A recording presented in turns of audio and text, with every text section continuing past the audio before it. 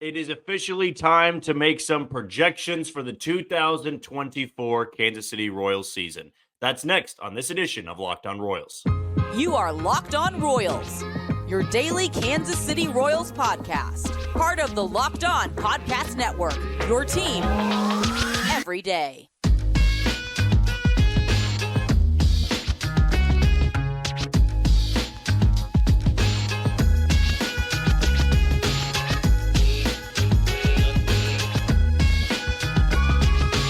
Happy opening day and welcome into another edition of Locked On Royals on the Locked On Podcast Network. As always, I'm your host, Jack Johnson, and you can give me that follow on Twitter or X at JohnnyJ_15.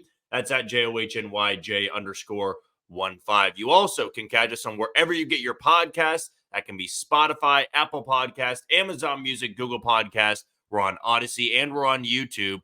We've already reached our goal before opening day. With it being opening day, there's no more goal to set, so we might as well just say, let's try to get to 2,000 subscribers by maybe the end of the year. Maybe I can push it up a little bit, depending how high the numbers go, and move it up to the All-Star break. But for now, thank you for all the listeners that have been continuously pushing this podcast and getting the numbers up. We've gotten lots of positive feedback from the network about what we've been able to do here on the Locked On Royals channel.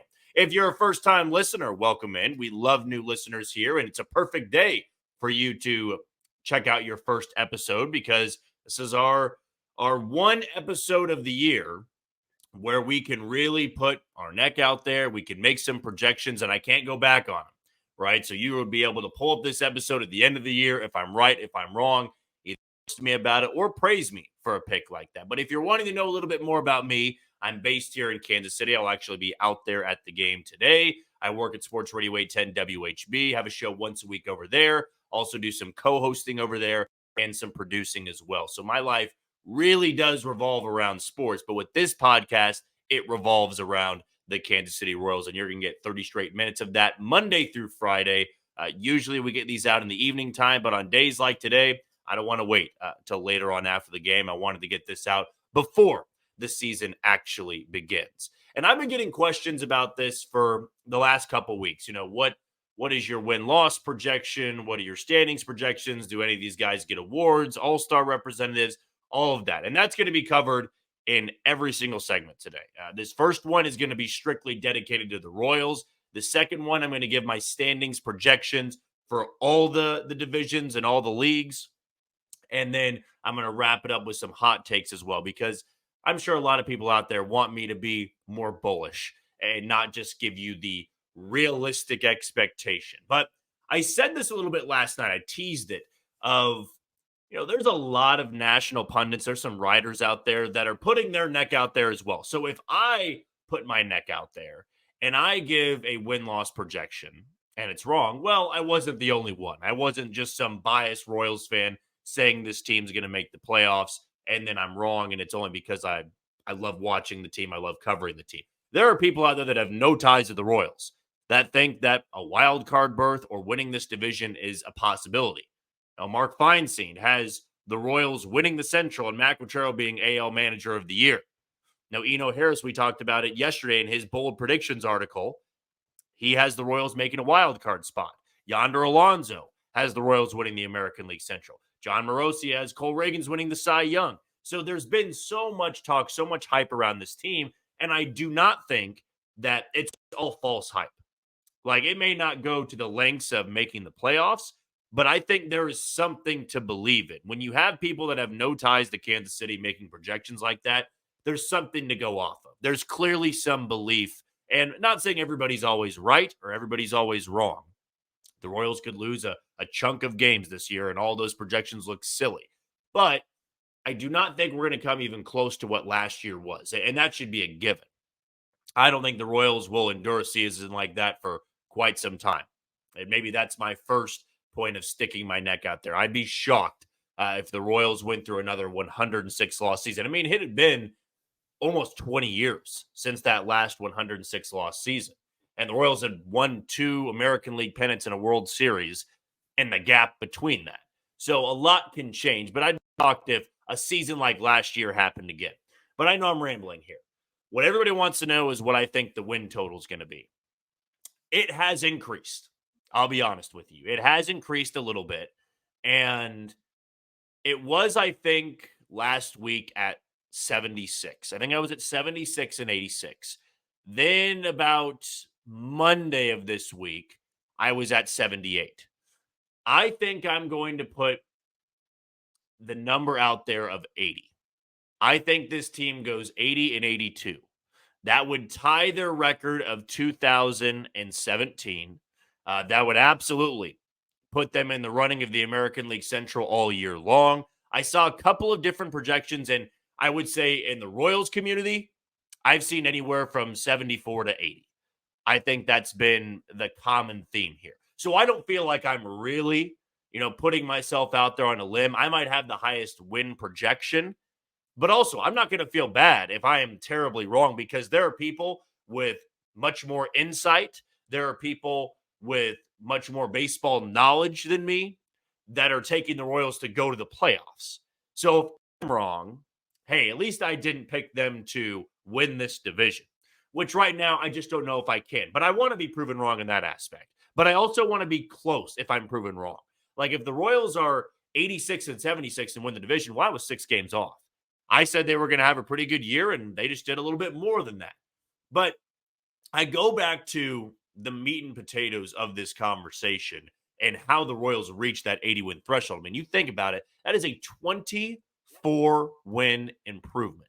If they win the division, you're probably looking at a 30-win improvement, which would be astronomical and feels unlikely, but really in baseball, teams can make jumps all the time, right? I remember in the American League Central, the Minnesota Twins lost 100 games or a little bit over 100 games in 2015, I think it was, or maybe it was 16. The year after that, they went to the wild card. They lost to the Yankees in the wild card, but they made the playoffs. It was that quick of a turnaround.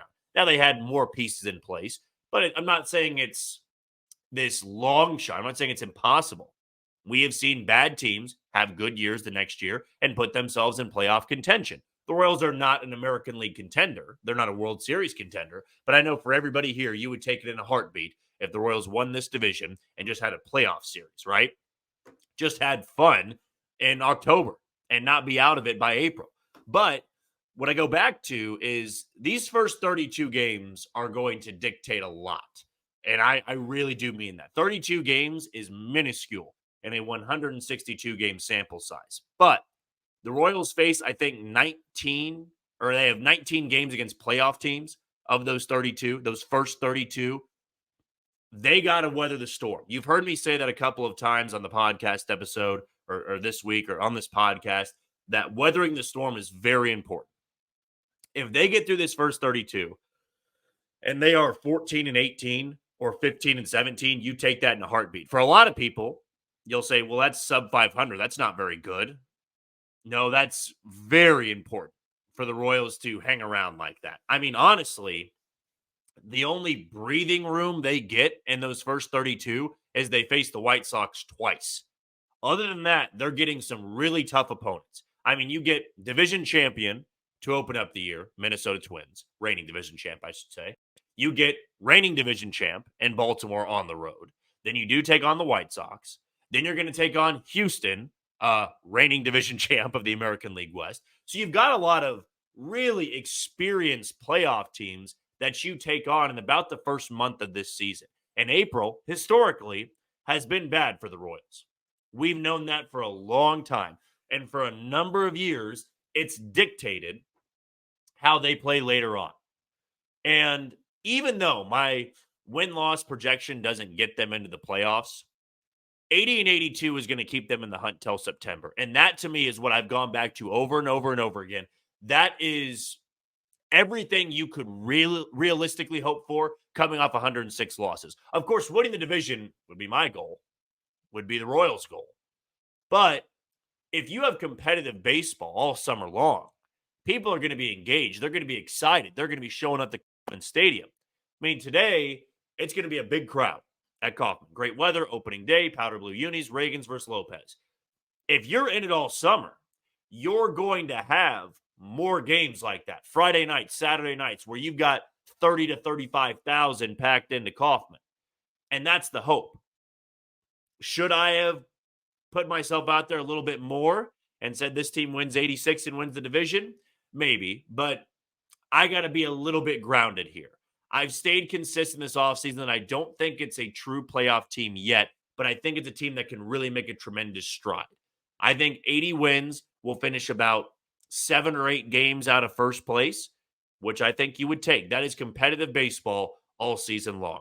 Okay, we're going to take our first break of the show. When we come back, how do I see the standings in the American League and the National League shaking out in 2024? I'll tell you next on Locked On Royals. You are tuned into Locked On Royals on the Locked On Podcast Network. I'm your host, Jack Johnson. Be sure to give me that follow on Twitter or X at JohnnyJ_15. That's at JOHNYJ_15. Before we go any further, want to give a shout out to one of the sponsors today in Gametime.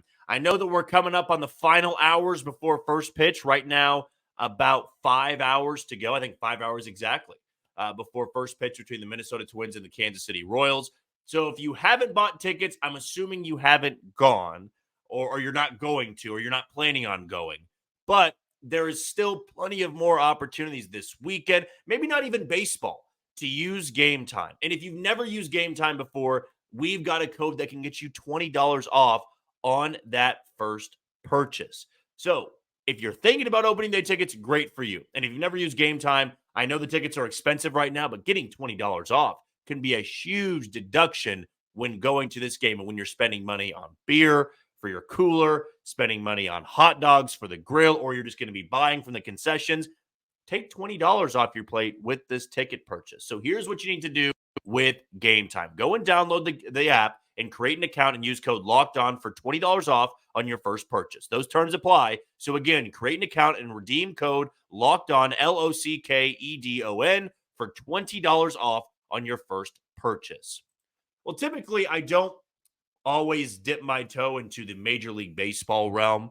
I try to keep this very Royals-centric because one of the things I say when opening up the podcast is 30 straight minutes of Royals baseball. But for opening day, I think we can toe the line a little bit and we can look around Major League Baseball and make some projections as to how the standings are going to really shake out over the course of 2024. I'm going to save the American League Central for last, but you've already gotten the knowledge or the information that I have the Royals at 80 and 82, which you can kind of guess where that would put them in the Central.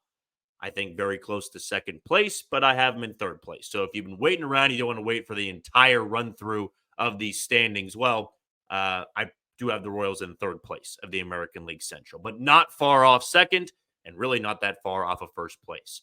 Let's start it off with the National League West. I think it's going to be hard to pick against the Dodgers, but I'll tell you this. I do not see a world in which the Dodgers run away with that division. I really don't. They are great. They are loaded. They've got Ohtani. I mean, they were already great last year. Then they add the game's best player. He's also not going to be throwing this year. And I do have my question marks. I really do about that rotation. It's good. Glass now, Clayton Kershaw, Walker Buehler when healthy. They're pieces. Emmett Sheehan. But a lot of it comes down to health. And if they're not healthy, do they have the depth? And on top of that, the Giants had a phenomenal offseason. I look at somebody like the Diamondbacks, the reigning National League champions. They had a great offseason. That rotation, to me, can be better than the Dodgers when healthy. I mean, seriously, it's hard to see a world in which the Dodgers win like 120 games and just run away with it. I don't see it to be that way. I mean, San Diego already faced them over in Korea, I think it was, last week. And they split the series with them. And the Dodgers bullpen got really roughed up in the game. It's one game. It's not the end of the world. And the Dodgers also won game one of that series, but they were trailing late. So San Diego could be one of those teams that gives them fits. The only team that's not going to give them fits is Colorado. But that's 3 other teams in the division that can give the Dodgers problems. But I am going to still take them to win the West. It would be way too hot-takey for me to take the Dodgers to finish second place. But if I was, I'd take Arizona to win the division. The Giants are going to be really sneaky. I wouldn't be shocked if 3 teams in the West come out of that division and play in October. It would not shock me one bit. Okay, looking at the Central, I'm going to go with Chicago here. I don't really want to pick against Milwaukee, but the Cubs have done a lot this offseason. And they were on the cusp last year. Milwaukee really got hot at a certain point in the season and really took away everybody else's chances of winning the Central. But I look top to bottom. It's going to be neck and neck between Chicago and Milwaukee. Pittsburgh and Cincinnati are still too young to me, although exciting. I mean, Cincinnati took a huge blow to their roster with Matt McClain being sidelined for the majority of the year, undergoing shoulder surgery for a torn labrum, I think it was. St. Louis, they're already dealing with injuries, and they're old and they're beat up. So to me, it's going to come down to Chicago and Milwaukee subtracted a little bit, right? They traded away Corbin Burns, their ace, and Chicago, they added. So I think this comes down to the final week of the season, but in the end, I'm going to side with Chicago Cubs to win the National League Central. Out of the East, this is fun. This is really, really fun. Atlanta can be the best team in baseball. I think everybody's familiar with that. I think they have the most well-rounded roster in Major League Baseball. Top to bottom, the most talented. But I'm really high on Philadelphia. Philadelphia got the best of them in the playoffs, and they seem to have their number in the playoffs. The Braves may be that team that wins the division. They may win 102 or 103, 104, but Philly's going to be maybe at 94, 95 wins, but then could knock them out in the playoffs. So I really like Atlanta, but I really like Philly. It's not going to be as close as the Central, in my opinion, but I'm going to go with the Braves in first. I think they win over 100 games, and Philly wins anywhere from 93 to 96 games. But if they play again, I probably have to put money down on Philadelphia. They just seem to have the number of the Atlanta Braves in the playoffs. But yeah, I'm going to take the Braves to win the East, Cubs to win the Central, and the Dodgers to win the West on the National League side. On the American League side, I'm going to start it up top with the American League East. This is kind of like the NL West, a really loaded division. And Baltimore, coming off a 100-plus win season, they've got a young and loaded lineup. Their rotation's gotten better. The Royals are going to see them next week, early next week. On Monday is when that series begins. You're going to see how great this roster is top to bottom. But they're also going to have to deal with the Yankees team that's got Aaron Judge back, that traded for Juan Soto, is going to be without Garrett Cole for a while, so that could hamper the Yankees for the first portion of the year. But Toronto, they've got a Cy Young candidate in Kevin Gausman. I think a dark horse AL MVP candidate in Vladdy Jr. Bo Bichette is one of the game's greatest shortstops. Tampa Bay can win 90-plus games. Like, the East can be a toss-up. I think the easy and safe pick is Baltimore, and that's what I'm going to stick with. I don't want to get burned too much because you win 100-plus games and you only get better. Why do I think you're going to be worse? Only injuries could screw that up. But I think it's going to be a very tight race between Baltimore and Tampa Bay.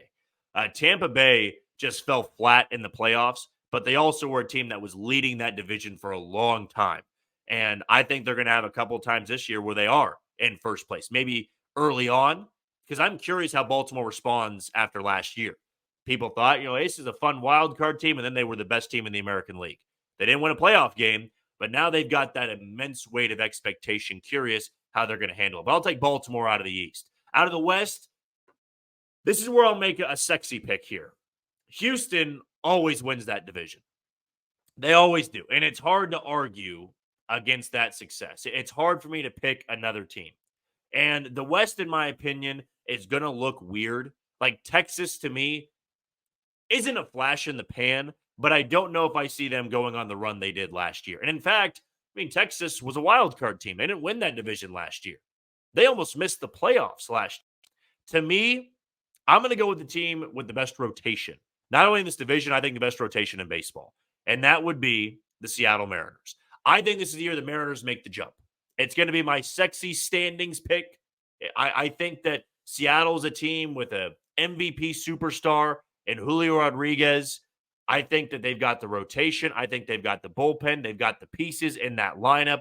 They made some good moves, silent moves, not really the big-time moves, but the under-the-radar moves this offseason to get it done. It's going to be close again. The AL West will be one of the more fun divisions to watch in all of baseball, but I'm going to take the team that's got a loaded rotation. They're a little bit hurt to begin the year. Brian Woo's going to be on the injured list, but I think when healthy, they're going to be a very, very tough out over there in the West Division. And then in the Central, I already said I put the Royals in third place. I'll probably go with the Minnesota Twins, the team they're going to take on today, in first place.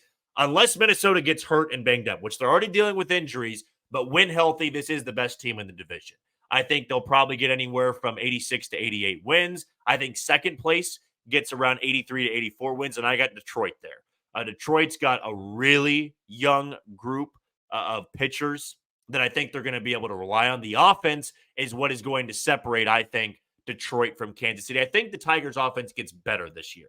I really do. They were really poor to watch. They were ugly to watch last year, except for when they had runners in scoring position. They were better in that department, but just didn't have many true offensive threats in the lineup. But if Detroit's offense doesn't take off or doesn't get better, I can see Kansas City being that team to win 83 to 84 games and finishing in second place. But right now to the Central, I got to go with Minnesota. I'm not going to play the game of, they could get hurt, therefore I'm not going to pick them. That's only if it happens. So for now, I'm going to go with Minnesota out of the Central. So that gives me Baltimore out of the East. That gives me Minnesota out of the Central and Seattle out of the West. The wild card teams, the three I have in the NL, I'm going to go with Arizona, San Francisco, and then I'm going to go with Philadelphia. And then out of the American League, I'm going to go with the Tampa Bay Rays as one of the wild card teams. I'm going to go with the Houston Astros as a wild card team, and I'm going to go with the Texas Rangers as a wild card team. So those are all my playoff picks for 2024. I know it's going to upset some Royals fans. Hey, I want to be wrong. I really do want to be wrong, and the Royals are either the Central champs or they do sneak in to the wild card picture. Okay, before we move on to our final segment, want to give a shout out to Locked On Sports Today. Are you watching Fox Sports or ESPN on your TV all day? Have to turn down the volume with all the shouting? Make the switch to Locked On Sports Today, a free 24/7 sports streaming channel programmed for you every day to bring you the biggest stories without all the screaming. Locked On Sports Today brings you can't-miss analysis, opinions, and news streaming 24/7 on YouTube or the free Amazon Fire TV channels app, part of the Locked On Podcast Network, your team every day. For our final segment, let's have some fun and give you some hot takes on the Kansas City Royals. That's coming up on Locked On Royals. You are tuning to Locked On Royals on the Locked On Podcast Network. I'm your host, Jack Johnson. Be sure to give me the follow on Twitter at JohnnyJ_15. Before we go any further, let's give a shout out to one of the other sponsors today in PrizePicks. Football season may be over, but the action on the floor is heating up. Whether it's tournament season or the fight for playoff home court, there's no shortage of high-stakes basketball moments this time of the year. Get in on the excitement with PrizePicks, America's #1 fantasy sports app, where you can turn your hoops knowledge into serious cash. You can win up to 100 times your money on PrizePicks with as little as 4 correct picks. You can turn $10 into $1,000 with NBA, NHL, and college basketball entries today on PrizePicks, America's #1 fantasy sports app. So here is what you need to do. Download the app today and use code LOCKEDONMLB for a first deposit match of up to $100. Again, that's code LOCKEDONMLB, LOCKEDONMLB, for a first deposit match of up to $100. Well, the Royals came out with their lineup for opening day. It'll be Michael Garcia leading things off. He'll play third. Bobby Witt Jr. will be in the 2-hole. He'll be the shortstop today. Batting third will be Vinny Pasquantino over at first base. Batting fourth and cleaning up will be Salvador Perez. He'll be behind the plate. Batting fifth will be MJ Melendez in left field. Batting sixth will be Hunter Renfroe. He'll be in right field. Batting seventh will be Adam Frazier at second base, not Nick Lofton. Batting eighth at DH will be Nelson Velasquez, and rounding out hitting ninth and playing center field will be Kyle Isbell. So that is the first lineup of 2024 for the Kansas City Royals. Well, to close out this special opening day episode, we are going to give some hot takes and things that I believe to be putting myself out there, making a bold prediction. Maybe they won't be as bold to you, but for me, I think that it's going to be a little hot takey. So for number one, I am going to say that the Royals send more than 2 guys to the All-Star game. I think that Bobby Witt Jr. will be one. I think Cole Reagans will be the other. And then it's going to come down to Mike Garcia or Vinny Pasquantino. And I'm going to lean Vinny Pasquantino because I already had a podcast episode this offseason that I thought that Vinny would be an All-Star representative for Kansas City. So the All-Star game's in Arlington. I'm going to try to find a way to get down there, see if I can get the media credentials for it to give you guys coverage for those couple days down there.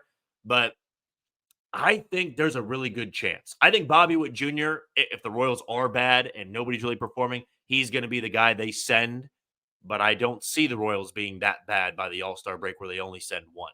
I think Reagan's has been talked up so much where he's going to be a popular pick as well. And he's going to be one of my other hot take guys. So I've got Bobby Witt Jr., Cole Reagans, and Vinny Pasquantino all being All-Stars for the Royals. And you think about it, what if Salvador Perez makes it? I mean, you're talking about the most decorated guy in a Royals uniform for this team. What would keep him out of being an All-Star representative? But I think it's also a good thing for the Royals that in this new era, this new age, they're sending the younger guys on their team, the guys that they have developed. And even though Reagan's from a different organization, the Royals kind of turned to what he is today. Or Tread Athletics also had a very big part in that as well. But two of those guys are homegrown. So that would be great for the Royals to send more than two guys to the All-Star game. My second hot take here, I am going to go with Nelson Velasquez popping 30 home runs. This is really tough for me because I could see it going a couple different ways. I could see Nelson Velasquez struggling heavily right out of the gates, and he doesn't get that chance. I also know that he's got the power to run into 30 home runs. He absolutely does. I would be stupid to say that he doesn't because he hit 14 home runs in less than 150 plate appearances last year for the Royals. I mean, there is 30, maybe even 40 home run potential there. I mean, it's clear what he possesses. The big issue is going to be how can he transition from shocking a lot of people, right? Not really having a book or the pitcher's not really having a book on him to now they know how to pitch to him. He's not a very good, off-speed hitter. He's a dead red fastball hitter and he can crush him. But to me, I believe in Nelson Velasquez. I think there's a reason they picked him over Nick Pratto despite completely different spring trainings. So I think he's somebody that's going to run into 30 home runs. And then I think my last hot take is going to have to go with the pitching staff here. I'll throw in one here. I think Cole Reagans finishes top 2 in Cy Young voting. Let's go with that. I think top 2 in Cy Young voting. My pick is actually Kevin Gausman to win the Cy Young. I think right now he is the betting favorite.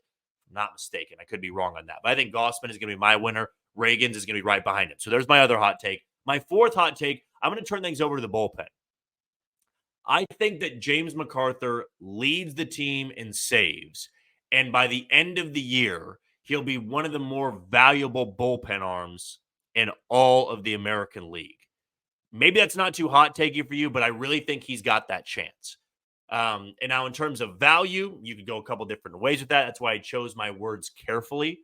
I do not want to go as far to say he's an all-star. I don't want to say he's going to be delivery man of the year. I don't think he's going to be the best closer. But I think that you're going to look up in August and September, and a lot of teams that face the Royals, there's going to be MLB Network segments of this James McArthur guy is virtually unhittable right now. I mean, he has been for the last, let me go back to last year. Let's go the last 2 months of his big league career. And then spring training, he's been unhittable. There was no drop-off in spring training. So those are going to be my 4 hot takes going into 2024. If you've got any hot takes, let me know in the YouTube comments below or let me know in the Twitter comments below. But that is going to do it for another edition of Locked On Royals on the Locked On Podcast Network. I've been your host, Jack Johnson. Be sure to give me that follow on Twitter or X at JohnnyJ_15 and follow us on wherever you get your podcasts, Spotify, Apple Podcasts, Amazon Music, Google Podcasts. We're on Odyssey and we're on YouTube. Before we say goodbye, one last shout out to Locked On Sports Today. It's here for you 24/7, covering the top sports stories of the day with the local experts of Locked On, plus our national shows covering every league. Find Locked On Sports Today now, available on the free Fire TV Channels app. We will have a mailbag Friday tomorrow to really probably get a ton of questions from what happened on opening day today. But if you're going out there, take some pictures, send it our way, message us, whatever you want to do. Have a blast, have fun, and we'll talk to you next time, Kansas City.